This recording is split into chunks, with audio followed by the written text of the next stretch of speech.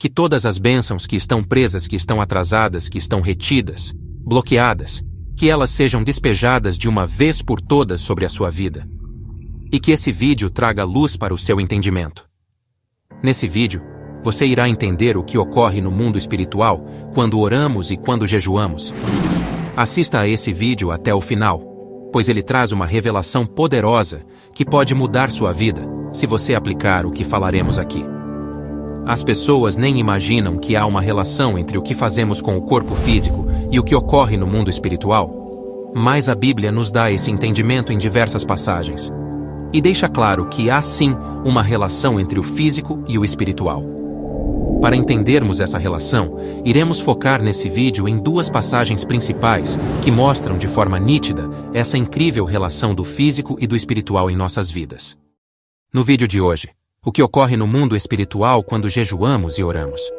Em Êxodo capítulo 17 e versículo 8 a 11, diz: Então veio Amaleque e pelejou contra Israel em Refidim. Por isso disse Moisés a Josué: Escolha homens e saia, lute contra Amaleque. Amanhã eu estarei sobre o cume do outeiro, e a vara de Deus estará na minha mão. E fez Josué como Moisés lhe dissera, lutando contra Amaleque. Mas Moisés, Arão e Ur subiram ao cume do outeiro. E acontecia que quando Moisés levantava a sua mão, Israel prevalecia. Mas quando ele abaixava a sua mão, Amaleque prevalecia. Porém as mãos de Moisés eram pesadas, por isso tomaram uma pedra e a puseram debaixo dele para assentar-se sobre ela. E Arão e Ur sustentaram as suas mãos, um de um lado e o outro do outro. Assim ficaram as suas mãos firmes até que o sol se pôs. E assim, Josué desfez a Amaleque e a seu povo ao fio da espada. Nessa passagem, Moisés vai junto com Josué para a batalha contra os amalequitas. Porém, enquanto Josué e os soldados de Israel lutavam no vale, Moisés estava posicionado sobre o monte com suas mãos erguidas para o céu, como vimos no versículo 11. E acontecia que, quando Moisés levantava a sua mão, Israel prevalecia. Mas quando ele abaixava a sua mão, Amaleque prevalecia. Houve um momento em que Moisés não aguentava mais ficar com as mãos erguidas, pois a batalha durou muitas horas, e Moisés teve que contar com o apoio de Arão e de Ur para sustentar suas mãos em direção aos céus, pois esse ato era determinante para a vitória ou a derrota de Israel. Isso nos mostra que esse ato físico de Moisés fazia com que o sobrenatural de Deus agisse naquela batalha, fazendo com que o povo de Israel estivesse ganhando a batalha no mundo invisível por conta das mãos erguidas de Moisés em direção aos céus. Você pode pensar, bom, se Deus vai vencer a batalha, ele simplesmente pode estalar os dedos e acabar com tudo. Mas nesta passagem, Deus nos mostra que para haver a ação de Deus em nossas vidas, primeiro nós temos que fazer a nossa parte aqui na terra para que então Deus faça a parte dele nos céus. Logo, Deus começa a agir quando nós terminamos de fazer a nossa parte aqui na terra. Nessa história, a parte de Moisés era estar no monte com as mãos erguidas em oração durante toda a batalha, e Deus só fazia o povo de Israel ganhar enquanto Moisés cumpria a parte dele. Esse ato simbolizava uma troca de conexão de Deus para seu povo, como uma conexão de internet, se o sinal cai a internet para de funcionar. Então devemos estar sempre com as mãos erguidas em direção a Deus, isto é, devemos estar sempre conectados com a fonte que vem do alto. O problema é que muitos cristãos, devido à duração das lutas, acabam cansando e abaixam as mãos e param de orar. Logo, a conexão é cortada e o mal prevalece. Então jamais pare de orar. Nunca abaixe as suas mãos, independente da batalha que você esteja passando, pois, em breve, Deus irá te dar a vitória. Podemos entender que de alguma forma existe uma conexão entre o que fazemos fisicamente e o que acontece espiritualmente. O que fazemos aqui com nosso corpo físico faz a diferença do que acontece no mundo espiritual. Outro ponto importante é que Moisés em nenhum momento duvidou ou questionou a Deus. Simplesmente obedeceu sem duvidar. Quantas vezes Deus já te deu a direção do que fazer aqui na terra e você não obedeceu ou duvidou? Quantas vezes Deus já pediu para você largar aquele emprego, ou aquela pessoa, ou aquele costume que te faz mal, e você não obedece por não acreditar que Deus irá te sustentar? Não questione quando Deus lhe disser para fazer algo fisicamente.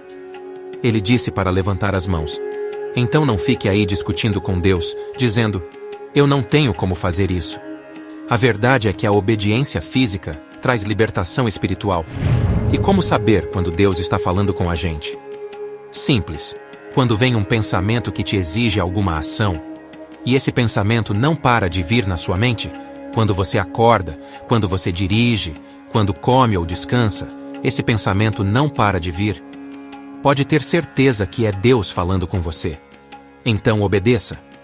Hoje muitas pessoas não demonstram sua crença em Deus de forma física. Acham que tudo está apenas no campo do intelecto, no campo do sentir e do achar. Porém, essa passagem de Êxodo nos mostra que Moisés, naquele momento, teve a manifestação espiritual através de sua oração, somada com o ato físico de estar com suas mãos levantadas em direção aos céus durante toda aquela batalha. As pessoas acham que não há necessidade de um ato físico para terem respostas de suas orações. As pessoas acham que já são humildes o suficiente.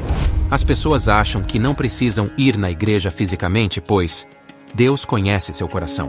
As pessoas sentem que não precisam arriscar nada, pois se Deus quiser vai fazer por elas. Enfim, quando se fala em Deus, tudo é reduzido a coisas internas e achismos não havendo manifestação externa por parte do indivíduo. Mas se você disser à sua esposa ou ao seu marido, "Eu te amo", sem que haja ações físicas no dia a dia que comprove isso, sua declaração de amor fica sem crédito. É como o velho ditado, falar é fácil. Com Deus não é diferente. Ele quer que demonstremos com ações o que dizemos para Ele. Esse mesmo efeito ocorre quando jejuamos. Esse ato físico faz mover a ação de Deus, onde o poder espiritual é liberado. Podemos ver isso em Daniel capítulo 10, versículos 2 e 3. Naqueles dias, eu, Daniel, estive triste por 3 semanas. Alimento desejável não comi, nem carne nem vinho entraram na minha boca, nem me ungi com unguento, até que se cumpriram as 3 semanas. Daniel estava com quase 90 anos quando fez esse jejum. Logo podemos ver o tamanho da fé de Daniel. Uma coisa é um jovem ficar 3 semanas de jejum, outra é um homem de 90 anos em jejum durante todo esse tempo.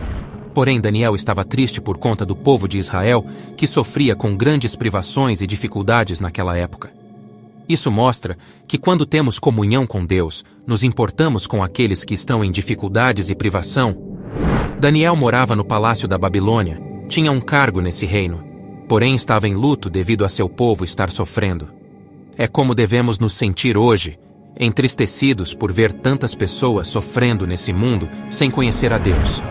Depois desse período que Daniel passou em jejum, um anjo do Senhor apareceu a Daniel. Podemos ver em Daniel capítulo 10, versículos 12 a 14. Então me disse: "Não temas, Daniel, porque desde o primeiro dia em que aplicaste o teu coração a compreender e a humilhar-te perante o teu Deus, são ouvidas as tuas palavras. E eu vim por causa das palavras. Mas o príncipe do reino da Pérsia me resistiu 21 dias. E eis que Miguel, um dos primeiros príncipes, veio para ajudar-me, e eu fiquei ali com os reis da Pérsia. Agora vim, para fazer-te entender o que há de acontecer ao teu povo nos derradeiros dias. Porque a visão é ainda para muitos dias." Podemos notar nessa passagem que desde o primeiro momento que Daniel começou seu jejum e orações, Deus já havia enviado a resposta através do anjo. Porém, havia um principado demoníaco que impedia o anjo de chegar com a resposta para Daniel. Esse principado estava no caminho do anjo que teve que travar uma luta no campo espiritual durante 21 dias. Isso travou a resposta de Daniel naquele momento. Só houve liberação quando o arcanjo Miguel foi enviado para liberar o caminho para o anjo trazer a resposta a Daniel. Podemos entender que há castas de demônios que são poderosos a ponto de impedir o caminho de um anjo. Houve a necessidade da intervenção de Miguel, que é um arcanjo, para poder abrir o caminho da resposta de Daniel. Jesus falou sobre isso em Mateus, capítulo 17, versículo 21. Mas esta espécie só sai pela oração e pelo jejum. Talvez você esteja passando por uma situação parecida com a de Daniel. Você está pedindo a Deus, porém parece que as respostas não vêm. Meu amigo, minha amiga, às vezes é necessário algo a mais. Daniel em nenhum momento perdeu a fé ou deixou-se abalar devido à resposta estar demorando. Muitas pessoas acabam não alcançando suas respostas por desanimar, pois têm uma fé condicionada somente por aquilo que vem. Quem realmente é da fé, não desanima.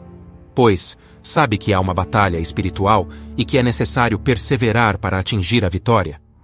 Há uma guerra entre as forças angelicais e forças demoníacas, e você e eu temos um papel importante em determinar quem ganha ou quem perde nessa guerra espiritual. O que fazemos fisicamente pode liberar o poder espiritual. A fé é certeza de coisas que não se veem. Quando temos certeza, ficamos confiantes e naturalmente alcançamos nossos objetivos. Porém, quando a dúvida entra, ela automaticamente anula a fé, trazendo medo, ansiedade, preocupação e desespero. Hoje o jejum não é apenas de alimentos.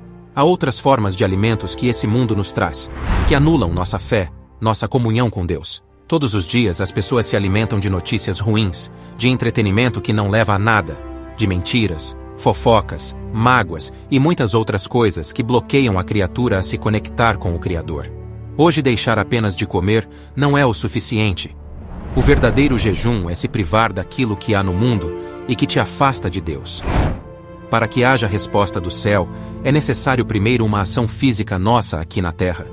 Devemos orar e levantar as mãos como fez Moisés, jejuar, orar e perseverar, se desconectar do mundo, como fez Daniel. Se você está passando por uma luta na sua vida, se você tem uma causa na justiça que não sai, tem uma doença que não quer ir embora, desafio você a fazer algo a mais essa semana. Desafio você a fazer um jejum das coisas desse mundo durante 3 semanas. Igual a Daniel, orando todos os dias sem abaixar as mãos como fez Moisés. Pois pode haver algo bloqueando sua vitória e você precisa fazer a sua parte nessa guerra espiritual. Faça isso e pode ter certeza que a resposta virá e algo sobrenatural acontecerá na sua vida. Obrigado por assistir a esse vídeo. Se ele te ajudou ou fez sentido para você, por favor, compartilhe, deixe o seu like e se inscreva no canal para receber nossos próximos vídeos. Fiquem com Deus.